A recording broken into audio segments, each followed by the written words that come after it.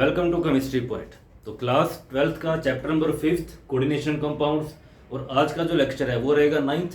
और आज के लेक्चर का जो टॉपिक है वो आता है इसमें वैलेंस बॉन्ड थ्योरी, या इसका बोलते हैं वीबीटी, वैलेंस बॉन्ड थ्योरी, या इसी को बोलते हैं शॉर्ट में वीबीटी। इसी को बोलते हैं VBT, that is valence bond theory. कि वैलेंस बॉन्ड थ्योरी ने कोऑर्डिनेशन कंपाउंड्स के रिगार्डिंग क्या क्या पोस्टुलेट्स बताए थे। तो लास्ट लेक्चर में कवर किया था वर्नर्स थ्योरी, कि वर्नर ने अपनी थ्योरी में क्या क्या बताया था। तो आज का जो टॉपिक आता है, तो नेक्स्ट आता है इसमें valence bond theory, that is VBT. कि वैलेंस बॉन्ड थ्योरी ने अपनी थ्योरी में क्या क्या कवर किया, अब इस थ्योरी ने क्या क्या पोस्टुलेट दिए, और इस थ्योरी का जो फर्स्ट पोस्टुलेट है, तो फर्स्ट इसका जो पोस्टुलेट है, अब इसने फर्स्ट पॉइंट में क्या बताया था कि मेटल और जो लिगेंड है दोनों में बॉन्ड बनता कैसे है।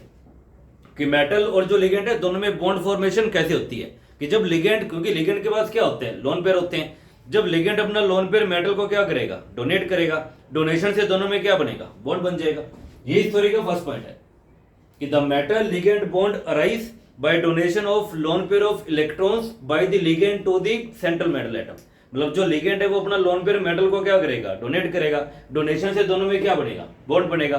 तो ये इस थ्योरी का फर्स्ट पोस्टुलेट है, फर्स्ट पॉइंट है कि the metal ligand bond arise कैसे बनेगा, by donation of lone pair of electrons by the ligand. मतलब जो लिगेंड है वो अपना लोन पेयर क्या करेगा, डोनेट, किसको डोनेट करेगा, to the central metal atom.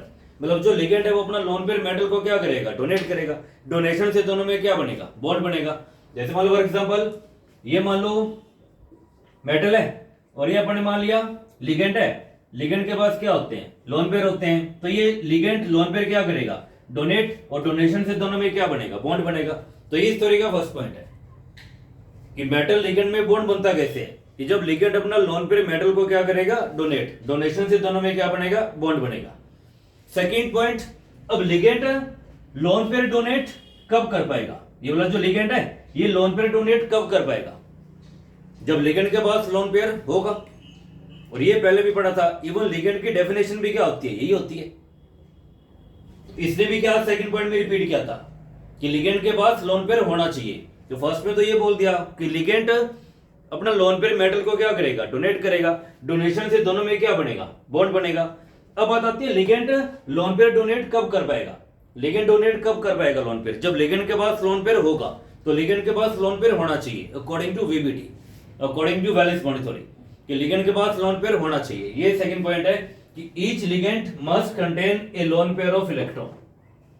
तो लिगेंड के पास लोन पेयर होना चाहिए। थर्ड, लिगेंड लोन पेयर क्या करेगा, डोनेट, और मेटल लोन पेयर क्या करेगा, एक्सेप्ट। और मेटल लोन पेयर को एक्सेप्ट कब कर पाएगा, जब मेटल के पास एम्प्टी ऑर्बिटल होंगे। अगर मान लो मेटल के पास एम्प्टी ऑर्बिटल या खाली ऑर्बिटल नहीं है, तो क्या मेटल यहां से जो लोन पेयर आएंगे, इन लोन पेयर को ये एक्सेप्ट कर पाएगा, नहीं कर पाएगा।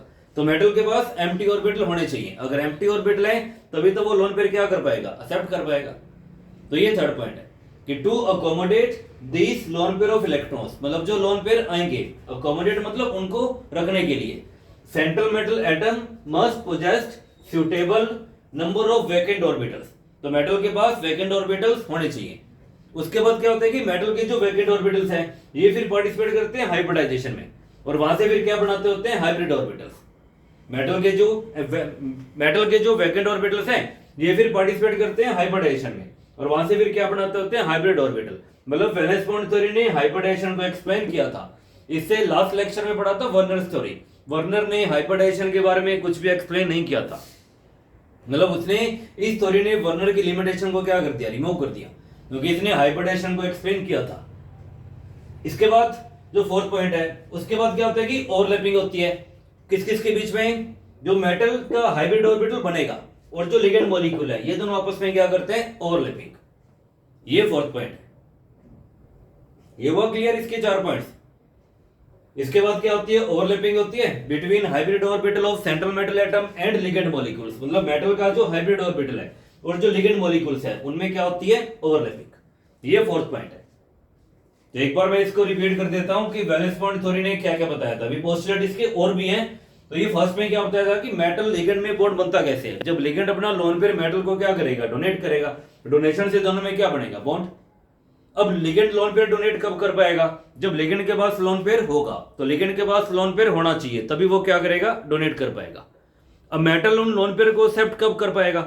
जब मेटल के पास एम्प्टी ऑर्बिटल होंगे, तो मेटल के पास एम्प्टी ऑर्बिटल होने चाहिए, और मेटल के जो एम्प्टी ऑर्बिटल्स होते हैं वो फिर पार्टिसिपेट करते हैं हाइब्रिडाइजेशन में, और वहां से क्या बनाते होते हैं? Hybrid orbital. नेक्स्ट, उसके बाद क्या होता है? ओवरलैपिंग होती है किस किस के बीच में? Hybrid orbital of central metal atom, मतलब मेटल का जो हाइब्रिड ऑर्बिटल्स हैं और जो लिगेंड मॉलिक्यूल्स हैं वो आपस में क्या करते हैं? ओवरलैपिंग। तो ये स्टोरी के ये वाला स्टोरी का फोर्थ पॉइंट है। इसके बाद पोस्टुलेट्स और भी हैं। अब इसके बाद ये हुआ क्लियर यहां तक, इसका स्क्रीनशॉट ले लो आप। इसके बाद जो फिफ्थ पॉइंट आता है, हाइब्रिडेशन का एक्सप्लेन किया था। इसके बाद ये भी बताया था, अगर मान लो कॉम्प्लेक्स ऑक्टेहेड्रल है उसमें हाइब्रिडेशन कौन सी होती है, अगर कॉम्प्लेक्स टेट्राहेड्रल है उसमें हाइब्रिडाइजेशन कौन सी होती है, और अगर कॉम्प्लेक्स मान लो स्क्वायर प्लेनर है उसमें हाइब्रिडाइजेशन कौन सी होती है। ये फिफ्थ पॉइंट है। तो फिफ्थ में पढ़ेंगे अपन हाइब्रिडेशन के बारे में कि अगर कॉम्प्लेक्स ऑक्टेहेड्रल है तो वहां पे हाइब्रिडाइजेशन कौन सी होती है, टेट्राहेड्रल में कौन सी होती है, और अगर मान लो कॉम्प्लेक्स मान लो स्क्वायर प्लेनर है तो वहां पे हाइब्रिडाइजेशन कौन सी होती है। तो इस तरह से इसने मतलब वर्नर थ्योरी की लिमिटेशंस को भी यहाँ पे क्या किया था? रिमूव भी किया था। तो इस थ्योरी का जो फिफ्थ पोस्टुलेट है कि octahedral, octahedral, tetrahedral, octahedral, tetrahedral and square planar complex, and square planar complex, square planar complex are formed as a result of अब यहां से चेक करना, ऑक्टेहेड्रल की बात हो रही है पहले, तो ऑक्टेहेड्रल में कौन कौन सी हाइब्रिडेशन पॉसिबल है? ऑक्टेहेड्रल में हाइब्रिडेशन दो पॉसिबल है, या तो होता है D2sp3 या फिर होता है sp3d2। वो डिपेंड करता है कंडीशन के, as a result of sp3d2 और D2sp3 और D2sp3। ऑक्टेहेड्रल में दोनों में से एक होगी, या तो sp3d2 होगी या D2sp3 होगी। फिर टेट्राहेड्रल आ गया, टेट्राहेड्रल में कौन सी होती है? sp3, एंड उसके बाद कौन सा कॉम्प्लेक्स लिखा हुआ है अपने? स्क्वायर प्लेनर, और इसमें कौन सी होती है? dsp2 hybridisation, dsp2 hybridisation. तो ये इस तरह का फिफ्थ पोस्टुलेट है। तो फिफ्थ पॉइंट में क्या बताया था कि अगर मान लो कॉम्प्लेक्स ऑक्टेहेड्रल है उसमें या तो हाइब्रिडाइजेशन होती है D2sp3 या sp3d2, अगर कॉम्प्लेक्स टेट्राहेड्रल है उसमें होती है sp3, और अगर मान लो कॉम्प्लेक्स है स्क्वायर प्लेनर उसमें होती है dsp2 हाइब्रिडाइजेशन। उसके बाद नेक्स्ट पॉइंट में, अब ऑक्टेहेड्रल में जो d ऑर्बिटल हाइब्रिडाइजेशन में पार्टिसिपेट करेगा, ऑक्टेहेड्रल में जो d ऑर्बिटल हाइब्रिडाइजेशन में पार्टिसिपेट करेगा, ऑक्टेहेड्रल में हाइब्रिडाइजेशन दो पॉसिबल है, या तो होता है D2sp3 या फिर होता है sp3d2। तो ऑक्टेहेड्रल में जो d ऑर्बिटल हाइब्रिडाइजेशन में पार्टिसिपेट करेगा वो या तो d orbital inner d orbital होगा, या फिर वो d orbital outer d orbital होगा, या तो वो d orbital inner d orbital होगा, अंदर वाला d ऑर्बिटल होगा, या फिर वो d orbital outer d orbital होगा, आउटर d ऑर्बिटल होगा, मतलब बाहर वाला d ऑर्बिटल होगा। अब इनर d ऑर्बिटल क्या होता है, आउटर d ऑर्बिटल क्या होता है, ये भी बता रहा हूं मैं एग्जांपल से। जैसे एक बार मैं लिख देता हूं ये 6 पॉइंट इसका, किसमें क्या होता है कि d orbital involve in hybridization, d orbital involve in hybridization. तो जो ऑक्टेहेड्रल में जो d ऑर्बिटल हाइब्रिडाइजेशन में पार्टिसिपेट करेगा या तो वो इनर d ऑर्बिटल होगा या फिर वो आउटर d ऑर्बिटल होगा। d orbital involve in hybridization may be inner d orbital, may be inner d orbital, और जो इनर d ऑर्बिटल है उसका एक नाम और भी होता है, उसको बोलते हैं अपन n-1d ऑर्बिटल।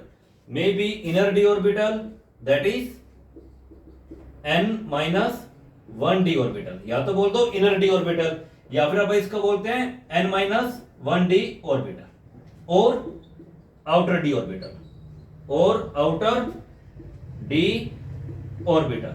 आउटर मतलब बाहर वाला, उसको बोलते हैं अपन nd ऑर्बिटल, उसको बोलते हैं अपन nd ऑर्बिटल। तो जो d ऑर्बिटल हाइब्रिडाइजेशन में पार्टिसिपेट करेगा या तो वो अंदर वाला d ऑर्बिटल होगा, जो अंदर वाला d ऑर्बिटल होता है उसको बोलते हैं अपन n-1d ऑर्बिटल, या फिर वो आउटर d ऑर्बिटल होगा, बाहर वाला d ऑर्बिटल होगा, और जो आउटर d ऑर्बिटल होता है उसको बोलते हैं अपन nd ऑर्बिटल।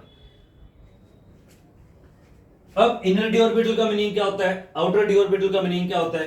इनर मतलब जैसे मान लो फॉर एग्जांपल, अगर आप एग्जांपल से चेक करें, जैसे मान लो आयरन की बात हो रही है, जैसे मान लो अपने पास आयरन है, Fe सिंबल होता है, एटॉमिक नंबर 26, इलेक्ट्रॉन्स भी कितने होते हैं इसमें 26। अगर आप इसकी इलेक्ट्रॉनिक कॉन्फ़िगरेशन लिखते हैं 1s2 2s2 2p6 3s2 3p6 3d6 4s2, ये Fe की इलेक्ट्रॉनिक कॉन्फ़िगरेशन होती है। अब ये चेक करना, ये 1 मतलब फर्स्ट शेल, 2 2 ये कौन सी शेल है, सेकंड शेल, 3 3 3 ये सारी थर्ड शेल, और ये फोर्थ शेल। मतलब आयरन में फोर्थ शेल भी स्टार्ट हो चुकी है। और फोर्थ शेल में कौन कौन सी, यहाँ पे फोर्थ शेल भी स्टार्ट हो चुकी है, और फोर्थ शेल में 4s भी आएगा, 4p भी आता है, 4d भी आएगा, 4f भी आएगा। मतलब फोर्थ शेल में 4 सब शेल होती है, +1 में पढ़ते हैं ये क्वांटम नंबर में कि फोर्थ शेल में कितनी सब शेल होती है, 4 होती है। कौन कौन सी होती है, 4s भी आएगा, 4p भी आएगा, 4d भी आएगा, साथ में क्या आएगा 4f भी आएगा। बट ये सारी क्या पड़ी है, बट ये सारे के ऑर्बिटल्स कैसे हैं, खाली है, क्योंकि अपने को 26 इलेक्ट्रॉन्स की फिलिंग करवानी थी, और 26 इलेक्ट्रॉन्स 4s में क्या हो गए, यहीं तक ही क्या हो गए, सारे फिल हो गए। इसके बाद जो नेक्स्ट ऑर्बिटल प्रेजेंट है, चाहे वो 4p है, 4d है, 4f है, ये सारे वैकेंट है, ये सारे खाली हैं। अब ध्यान से चेक करना, ये इसकी लास्ट शेल है, फोर्थ शेल कौन सी है, लास्ट शेल, और ये वाली शेल कौन सी है, second last shell. Third last shell कौन सी बनेगी, सेकंड लास्ट शेल। अब ये चेक करना, ये वाला जो 4d ऑर्बिटल आ रहा है, ये तो आउटर d ऑर्बिटल है, ये वाला बाहर वाला d ऑर्बिटल है, और ये वाला जो 3d ऑर्बिटल आ रहा है, ये वाला कौन सा है, ये अंदर वाला है, इसको बोलते हैं अपन इनर d ऑर्बिटल। तो ये वाली लास्ट शेल है, लास्ट शेल में जो d ऑर्बिटल आ रहा है, इसको बोलेंगे अपन आउटर d ऑर्बिटल, इसको बोलेंगे अपन आउटर d ऑर्बिटल। और ये सेकंड लास्ट शेल है, इसमें जो d ऑर्बिटल आ रहा है, इसको बोलते हैं अपन इनर d ऑर्बिटल, इसको बोलते हैं अपन इनर d ऑर्बिटल। अगर हाइब्रिडाइजेशन में अंदर वाला d ऑर्बिटल, ये वाला जो 3d है, ये वाला अंदर वाला d ऑर्बिटल है, और ये बाहर वाला d ऑर्बिटल है। अगर हाइब्रिडाइजेशन में अंदर वाला d ऑर्बिटल पार्टिसिपेट करेगा, अगर अंदर वाला d ऑर्बिटल पार्टिसिपेट करेगा, तो हाइब्रिडाइजेशन कौन सी बनेगी, d2sp3, क्योंकि ये वाला d अंदर वाला है, और ये वाला d कौन सा है, ये वाला d बाहर वाला है। हाइब्रिडाइजेशन को देख के भी आप बता सकते हैं कि कौन सा ऑर्बिटल पार्टिसिपेट करेगा। ये वाला चेक करना, ये वाला कौन सा है, ये अंदर वाला d ऑर्बिटल है, और ये वाला कौन सा है, ये बाहर वाला d ऑर्बिटल है। तो जो d ऑर्बिटल हाइब्रिडाइजेशन में पार्टिसिपेट करेगा, या तो वो अंदर वाला d ऑर्बिटल होगा, और जो अंदर वाला d ऑर्बिटल होता है उसको बोलते हैं अपन n-1d, मतलब ये n-1d है। n-1d मतलब जैसे ये लास्ट शेल है, और यहाँ पे n की वैल्यू कितनी आ रही है, यहाँ पे n की वैल्यू कितनी आ रही है, यहाँ पे n की वैल्यू कितनी आ रही है 4, यहाँ पे n की वैल्यू 4। इसको फिर अपन क्या बोल सकते हैं, ये लास्ट शेल है, लास्ट शेल के कई नेम होते हैं, या तो इसको बोल दो लास्ट शेल, या वैलेंस शेल, या अल्टीमेट शेल, या nth शेल, इस तरह से बोल सकते हैं अपन। तो ये वाली nth शेल है, लास्ट वाली शेल को अपन क्या बोल देते हैं, nth शेल। तो लास्ट शेल को अपन क्या बोलते हैं, nth शेल। तो यहाँ पे n की वैल्यू कितनी आ रही है 4, तो अपन इसको फिर क्या बोलेंगे, nd बोल सकते हैं, क्योंकि ये वाली nth शेल है, ये वाली nth शेल है, तो ये n और ये d, तो ये फिर क्या बनेगा nd। यहाँ पे n की वैल्यू कितनी आ रही है 4, तो यहाँ पे n की वैल्यू कितनी आ रही है, यहाँ पे n की वैल्यू कितनी आ रही है 3, मतलब यहाँ पे n की वैल्यू इसके कंपैरिजन में क्या आ रही है, एक कम आ रही है। यहाँ पे n की वैल्यू इसके कंपैरिजन में एक क्या आ रही है, कम आ रही है। अगर अपन इसको nth शेल बोले, तो यहाँ पे n की वैल्यू इसके कंपैरिजन में क्या आ रही है, एक कम आ रही है। इसको फिर अपन क्या बोल सकते हैं, n-1 बोल सकते हैं। साथ में d आ रहा है तो साथ में d लिख दो, तो ये बनेगा। इसलिए जो अंदर वाला d ऑर्बिटल है उसको बोलते हैं अपन n-1d ऑर्बिटल, और जो बाहर वाला d ऑर्बिटल है उसको बोलते हैं अपन nd ऑर्बिटल, उसको बोलते हैं अपन nd ऑर्बिटल। तो जो d ऑर्बिटल हाइब्रिडाइजेशन में पार्टिसिपेट करेगा, या तो वो अंदर वाला d ऑर्बिटल होगा, या फिर वो बाहर वाला d ऑर्बिटल होगा। अगर मान लो अंदर वाला d ऑर्बिटल हाइब्रिडाइजेशन में पार्टिसिपेट करता है, अंदर वाला मतलब ये वाला अंदर वाला है d2sp3 में, और sp3d2 में ये वाला d ऑर्बिटल कौन सा है, ये बाहर वाला d ऑर्बिटल है। अगर मान लो अंदर वाला d ऑर्बिटल हाइब्रिडाइजेशन में पार्टिसिपेट करता है, उसको बोलते हैं अपन इनर ऑर्बिटल कॉम्प्लेक्स, उसको बोलते हैं अपन इनर ऑर्बिटल कॉम्प्लेक्स। कि अगर मान लो अंदर वाला d ऑर्बिटल हाइब्रिडाइजेशन में पार्टिसिपेट करता है, मतलब दो टाइप के कॉम्प्लेक्स होते हैं, एक होता है इनर ऑर्बिटल कॉम्प्लेक्स और एक होता है आउटर ऑर्बिटल कॉम्प्लेक्स, एक होता है आउटर ऑर्बिटल कॉम्प्लेक्स। तो दो तरह के कॉम्प्लेक्स होते हैं, एक होता है इनर ऑर्बिटल कॉम्प्लेक्स और एक होता है आउटर ऑर्बिटल कॉम्प्लेक्स। इनर मतलब जिसमें अंदर वाला d ऑर्बिटल क्या करेगा, हाइब्रिडाइजेशन में पार्टिसिपेट करेगा, और अंदर वाला डी ऑर्बिटल कौन सा होता है, n-1d, मतलब जिसमें n-1d ऑर्बिटल हाइब्रिडाइजेशन में क्या करेगा, पार्टिसिपेट करेगा। या सिंपली बोल दो जिसमें हाइब्रिडाइजेशन कौन सी होगी, d2sp3, और इसमें ये वाला डी ऑर्बिटल कौन सा है, ये अंदर वाला डी ऑर्बिटल है। तो जिसमें अंदर वाला डी ऑर्बिटल हाइब्रिडाइजेशन में पार्टिसिपेट करता है उसको बोलते हैं अपन इनर ऑर्बिटल कॉम्प्लेक्स, और जिसमें बाहर वाला डी ऑर्बिटल हाइब्रिडाइजेशन में पार्टिसिपेट करता है उसको बोलते हैं अपन आउटर ऑर्बिटल कॉम्प्लेक्स, और जो बाहर वाला डी ऑर्बिटल है उसको अपन क्या बोलते हैं, एन डी ऑर्बिटल, उसको अपन क्या बोल देते हैं, एन डी ऑर्बिटल। या हाइब्रिडाइजेशन कौन सी हो जाएगी, sp3d2 हो जाएगी। अब ये चेक करना ये वाला डी ऑर्बिटल कौन सा है, ये आउटर डी ऑर्बिटल है, ये बाहर वाला डी ऑर्बिटल है। तो अगर हाइब्रिडाइजेशन sp3d2 बन रही है तो ये वाला बाहर वाला डी ऑर्बिटल हाइब्रिडाइजेशन में पार्टिसिपेट करेगा, इसलिए आप उस कॉम्प्लेक्स को बोलते हैं आउटर ऑर्बिटल कॉम्प्लेक्स। और अगर मान लो अंदर वाला डी ऑर्बिटल हाइब्रिडाइजेशन में पार्टिसिपेट करेगा उसको बोलते हैं अपन d2sp3 हाइब्रिडेशन। तो d2 कौन सा है, ये वाला अंदर वाला डी ऑर्बिटल है। तो जब अंदर वाला डी ऑर्बिटल हाइब्रिडाइजेशन में पार्टिसिपेट करता है उसको बोलते हैं अपन इनर ऑर्बिटल कॉम्प्लेक्स, और जब बाहर वाला डी ऑर्बिटल हाइब्रिडाइजेशन में पार्टिसिपेट करेगा उसको बोलते हैं अपन आउटर ऑर्बिटल कॉम्प्लेक्स। तो हाइब्रिडाइजेशन को अपन देख के इजीली बता सकते हैं कि कौन सा कॉम्प्लेक्स इनर ऑर्बिटल है, कौन सा कॉम्प्लेक्स आउटर ऑर्बिटल है। तो डी ऑर्बिटल अंदर वाला है तो इनर ऑर्बिटल है, डी ऑर्बिटल ये वाला बाहर वाला है तो ये आउटर ऑर्बिटल कॉम्प्लेक्स है। तो ये सारे पोस्टुलेट्स थे वैलेंस बॉन्ड थ्योरी के, कि वैलेंस बॉन्ड थ्योरी ने अपनी थ्योरी में क्या क्या बताया कोऑर्डिनेशन कंपाउंड्स के रिगार्डिंग, क्या क्या पोस्टुलेट्स दिए। तो आज के लेक्चर में पोस्टुलेट सारे कवर किए। तो आज के लेक्चर में इतना ही। वीडियो को लाइक करना, शेयर करना, चैनल को सब्सक्राइब करना।